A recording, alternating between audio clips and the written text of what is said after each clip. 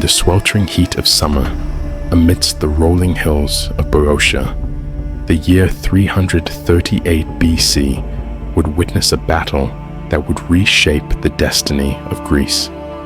The plains of Chaeronea stood as the stage for a decisive confrontation, one that would determine the fate of the Greek city-states and herald the rise of a new power.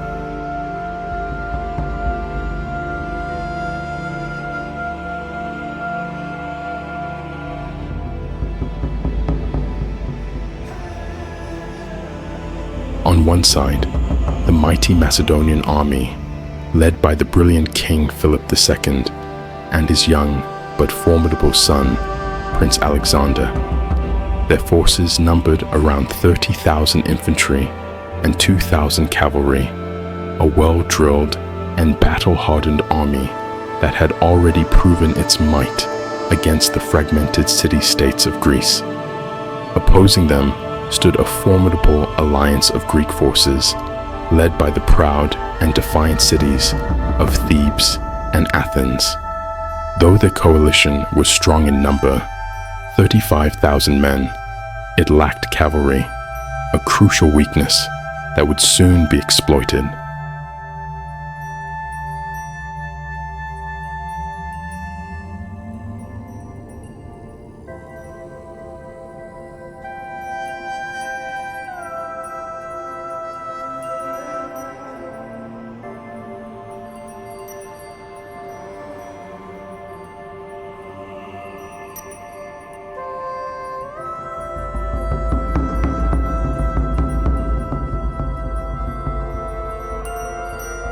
At the heart of Philip's army was the fearsome Macedonian phalanx, a formation of disciplined warriors armed with long spears known as sarissas.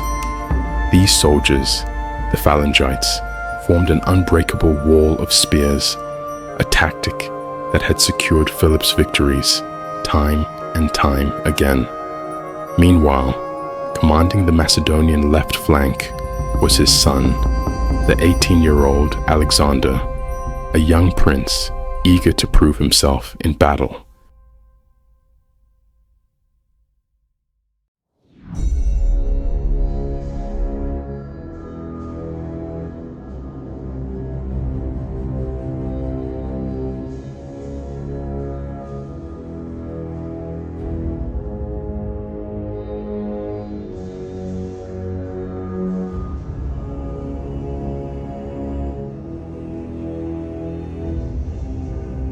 On the Greek side, the Athenians and Thebans took up key positions.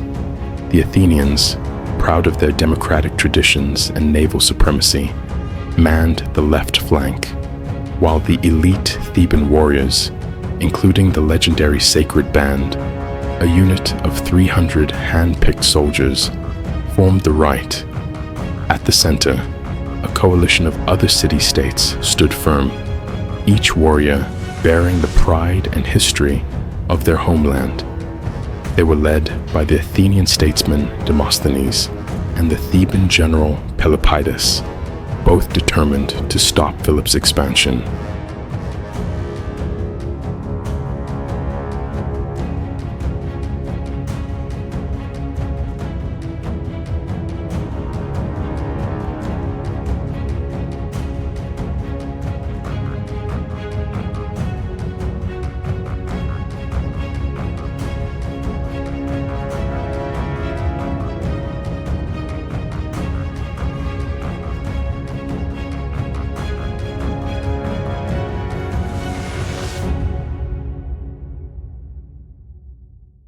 As the sun rose over Chaeronea, the battlefield became a cauldron of tension. The warriors stood poised, gripping their weapons, their armor gleaming under the sun. Soon, the air would be filled with the deafening clash of bronze and iron.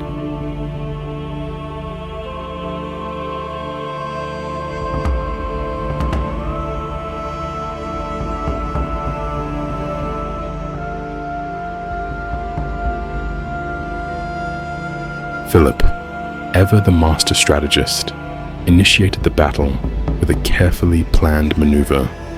His right flank, personally commanded by him, advanced towards the Athenian left, their shields locked, their spears bristling in deadly formation. Before engaging fully, Philip ordered his archers and skirmishers forward, raining down a hail of arrows and javelins upon the Athenians.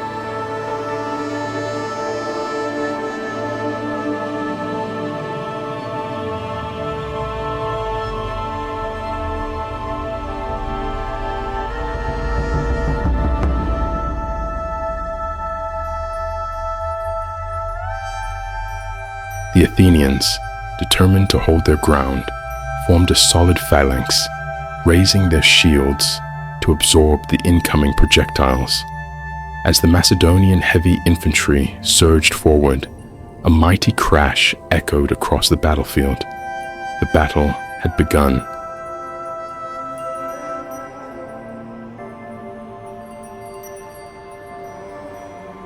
Meanwhile, Alexander waited. Philip had instructed his young son to hold position on the left, waiting for the right moment to strike. Across the battlefield, the Greek allies stood firm, their morale high as they believed they were successfully resisting Philip's offensive. But Philip had a plan.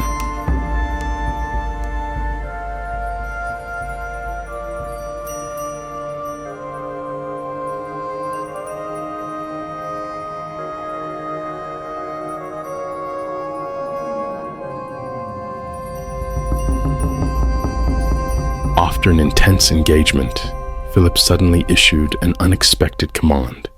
His right flank began to fall back, but this was no disorderly retreat. It was a calculated deception.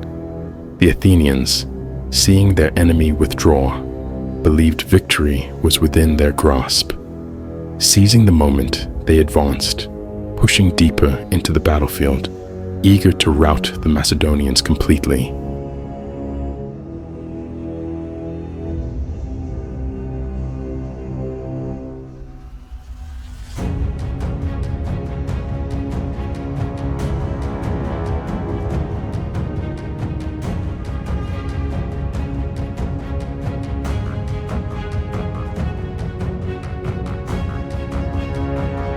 At the same time, Alexander observed closely.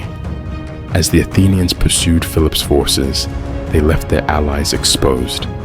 The Greek center, believing Philip's army was in full retreat, also began moving forward to press the attack.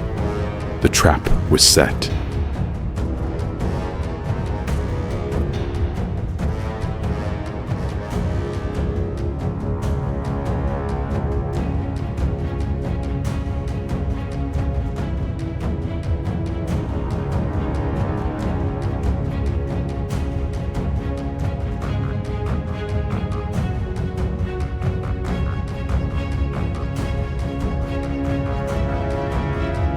With the enemy now dangerously overextended, Alexander saw his chance. With a fierce war cry, he ordered his cavalry to charge. Leading from the front, Alexander and his horsemen thundered across the battlefield, smashing into the exposed flank of the Greek coalition. The impact was devastating. The Greek center, caught off guard, struggled to reorganize. But the sheer force of Alexander's charge sent waves of panic through their ranks. Philip, seeing the enemy falter, immediately ordered his right flank to halt their retreat and counterattack. The Macedonian phalanx surged forward once more, driving into the heart of the Athenian line.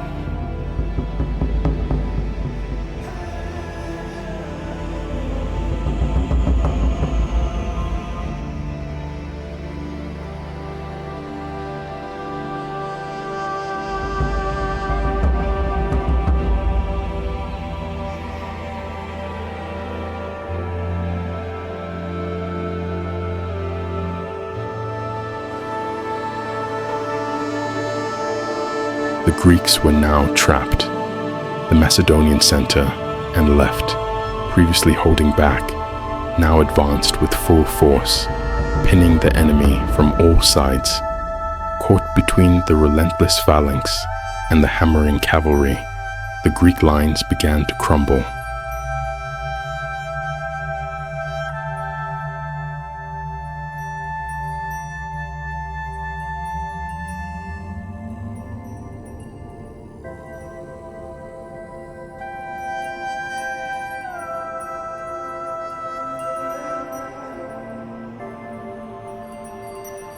The battle had turned into a slaughter. Thousands of Greek soldiers fell on the blood-soaked fields of Chaeronea, their dreams of repelling Macedonian dominance shattered. The Athenians, realizing they had been outmaneuvered, broke formation and fled the battlefield. The center, now leaderless and encircled, followed suit.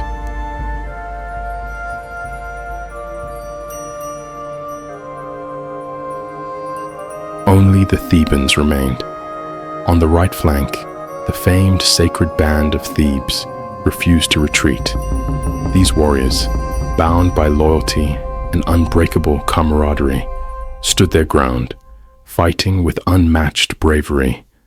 But they were hopelessly outnumbered.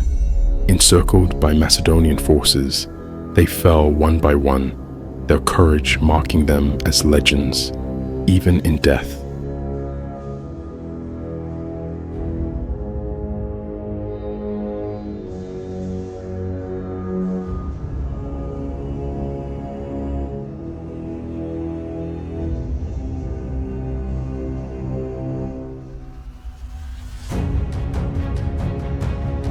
The aftermath of the battle was as significant as the fight itself.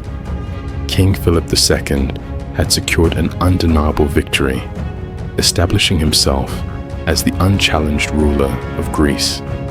The Greek city-states, once proud and independent, were now forced to acknowledge Macedonian supremacy.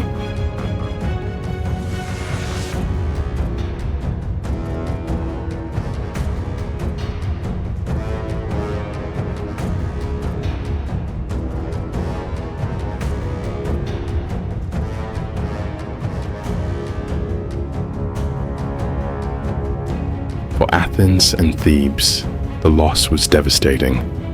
Their hopes of resisting Philip's ambitions had been extinguished. Many of their finest warriors lay dead, and their cities were at the mercy of the Macedonian king.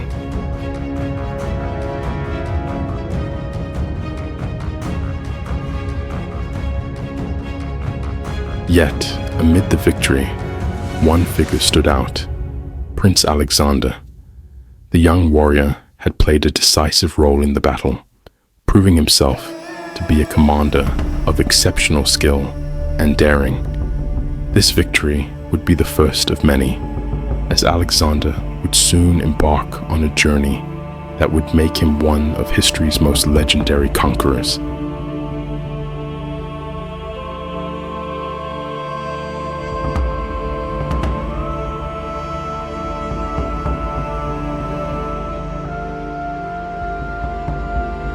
The Battle of Chaeronea was more than just a clash of arms.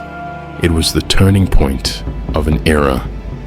The independence of the Greek city-states had come to an end, and a new power had risen. Under Macedonian rule, Greece would be united, not as a collection of rival cities, but as a stepping stone for the creation of an empire that would stretch across the known world.